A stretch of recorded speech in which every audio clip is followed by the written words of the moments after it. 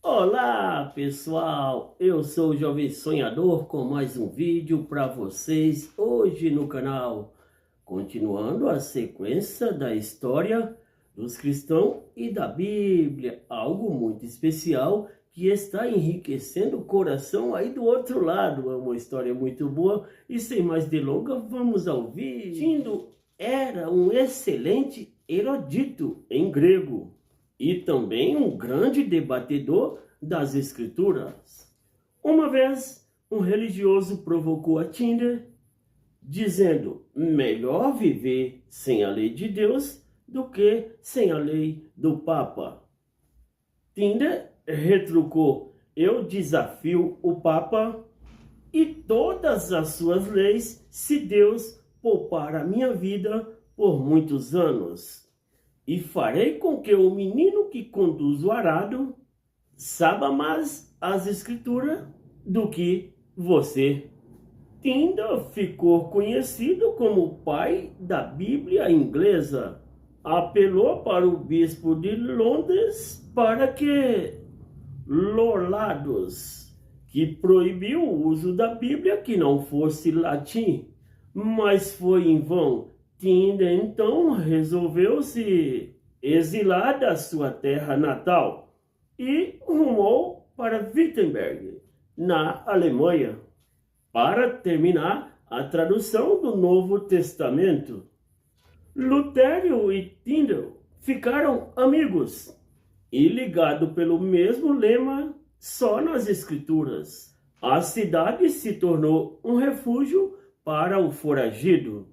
Em 1525, finalmente conseguiu imprimir clandestinamente no interior da Alemanha alguma dessas cópias finalizadas do Novo Testamento. Acharam que seria mais fácil contrabandear esses livros dentro de sacos de farinha que estava sendo importado para Inglaterra. Assim, milhares dessas Bíblias de Tyndall estavam atingindo a costa da Inglaterra. Tyndall defendia as teses da Reforma Protestante, muitas das quais eram consideradas heréticas, primeiro pela Igreja Católica e depois pela Anglicana. As Bíblias traduzidas por Tyndall foram proibidas e banidas pelas autoridades.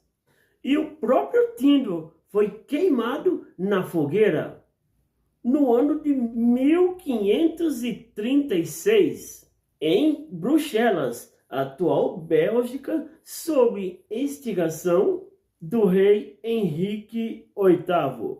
Suas últimas palavras enquanto queimava foram: Senhor, abra os olhos do rei da Inglaterra. O que de fato aconteceu anos depois, 1526 depois de Cristo. Quenos.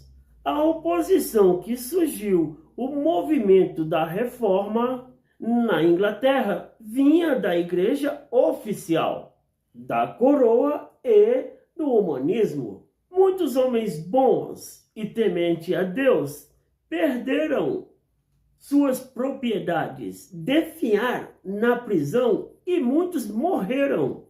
Todos eram considerados culpados por possuir ou distribuir o Novo Testamento de Tyndall, ou mesmo levantar fundos para as operações de Tyndall. Em 1532, Sbelfeld era lugar ou campo escolhido na Inglaterra, onde as pessoas eram levadas e queimadas em praças públicas por crimes religiosos.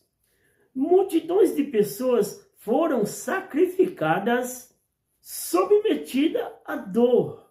Eram humanos como nós.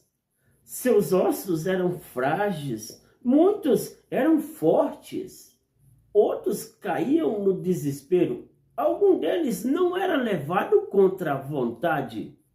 Eles se conformavam com esta provação e faziam porque tinham convicções fincadas como lanças de aços nas suas almas, que não permitiam que se curvasse às pressões. Alguns eram homens fortes, robustos e valentes. Outros eram mulheres e crianças fracas, frágeis e sensíveis. Mas todos eles foram heróis. 1534 depois de Cristo, o rei chefe supremo na Inglaterra. A influência do rei Henrique VIII na reforma e na história da Bíblia. O rei Henrique VIII casou-se com Catarina de Aragão e tiveram 6 filhos, mas apenas uma menina sobreviveu à infância. Esta filha ficou conhecida como Maria, a Sanguinária. O rei culpou Catarina pelo fracasso de lhe proporcionar um filho. Apaixonou-se por uma fina moça protestante chamada Ana Bolena, a qual não tinha a intenção de se tornar a sua amante. Devido à sua firmeza moral, o rei lhe propôs casamento, mas o divórcio dele não havia se concretizado. O Papa, por várias razões políticas, não lhe concedeu o divórcio. Então, o rei, aborrecido por não cometer o divórcio, substituiu o arcebispo por ser Thomas More. Em 1534, o parlamento sancionou uma lei designando o rei supremo chefe da igreja na Inglaterra. O arcebispo Thomas More, não concordando com isto, foi preso e posteriormente executado.